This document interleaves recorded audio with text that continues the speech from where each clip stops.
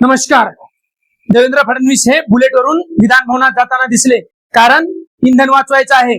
पण दिवे घाटात जे हे गुंड लोक बुलेटचा आवाज करून तलवारी कोयते घेऊन थैमान घालत आहेत, कदाचित त्यांनी फडणवीसाच्या बुलेटचा आदर्श घेतला असावा किंवा या गुंडांना फडणवीसांनी सूट दिलेली असावी.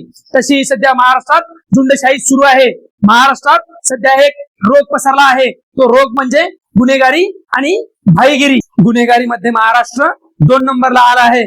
कदाचित महाराष्ट्राची व्यवस्था सुद्धा कुठल्या तरी टेबलवर बसलेली असावी. फडणवीसाच्या काळात ती बाई महिला आयोगाची अध्यक्ष होती, जी कुठल्या तरी भोंदूच्या नादाला लागली, ज्याने महिलांचे लैंगिक शोषण केले.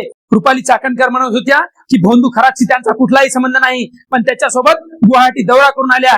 बलात्काराला गुरु मानणारी बाई महिलाच्या सुरक्षेसाठी अध्यक्ष नेमण्यात आली होती. एक तरी वर्ग फडणवीसाच्या कार्यकाळात समाधानी आहे का? शेतकऱ्याचं कंबरडं मोडले. लाखो टन कांदा हा रस्त्यावर फेकण्याची वेळ आली आहे. जर राज्य कारभार करता येत नसेल तर फक्त शोक म्हणून राज्य चालवू नका. जय हिंद, जय महाराष्ट्र.